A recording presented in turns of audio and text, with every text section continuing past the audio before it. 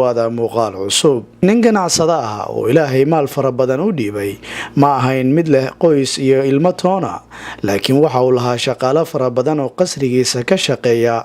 maalin maalmaha ka mid a shaqaalihiisa ayaa waxa uu isugu yeeray casho. mid kasta oo ka mid a shaqaalihiisa wuxuu hordhigay kitaab qur-aanka kariimka iyo xoogaa maal ah. markii ay cashada ka dhammaadeen ayuu waxa weydiiyey inay doortaan kitaabka qur-aanka kariimka ama lacagta midkood. waxa uu ku bilaabay waardiyihii isagoo ka dalbaday inuu doorto xishood la-aan.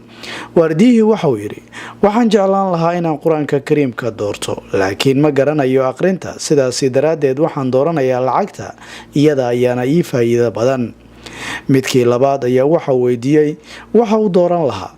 waxa uu yidhi, xaaskayga aad ayay u xanuunsan tahay, waxaana u baahanahay lacagta si aan ugu daweeyo, taasi haddii ay jiri lahayn waxaan dooran lahaa qur-aanka. intaasi kadib waxa uu ka dalbaday kii cunto kariyaha inuu doorto.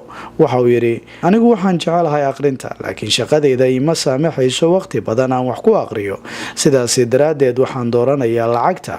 markii saddexdooduba ay ku qaateen sidaasi lacagtii, doorka ayaa waxa uu ku yimid wiil dhalinyaro ah oo qaabilsanaa xanaanaynta xoolaha.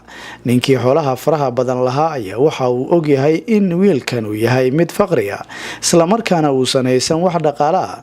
waxa uu ku yidhi, waan hubaa inaad dooran doontid lacagta si aad ugu gadatid cunto iyo kabo aad ku bedelatid kuwan gogo-ay. waxa uu ugu jawaabay wiilkii, waa sax inay igu adag tahay inaan gato kabo cusub ama aan soo iibsado dooro aan la cuno hooyaday, laakiin waxaan dooranayaa qur-aanka kariimka. sababtoo ah hooyaday waxay igu tidhi, hal kelmad oo ilaahay xaggiisa ayaa ka faa'iido badan dahabka, dhadhankeeduna ka macaan wax kasta. waxa uu qaatay kitaabkii qur-aanka. markii uu furay wuxuu ka helay 2 bashqad. midda koowaad waxaa ku jirta lacag ka badan 10 laab tii ay qaateen shaqaalaha kale. bashqada labaad waxaa ku jirtay dukumiinti muujinaya qayb ka mida lacagta maalqabeenkan inuu dhaxli doono. intaasi kadib ninkii maalqabeenka ahaa ayaa hadlay oo yidhi, qofkii ilaahay wax wanaagsan ka fishaa, ilaahay ma beeniyo rajadiisa. magacaygu waa Cabduqaadir Qayska.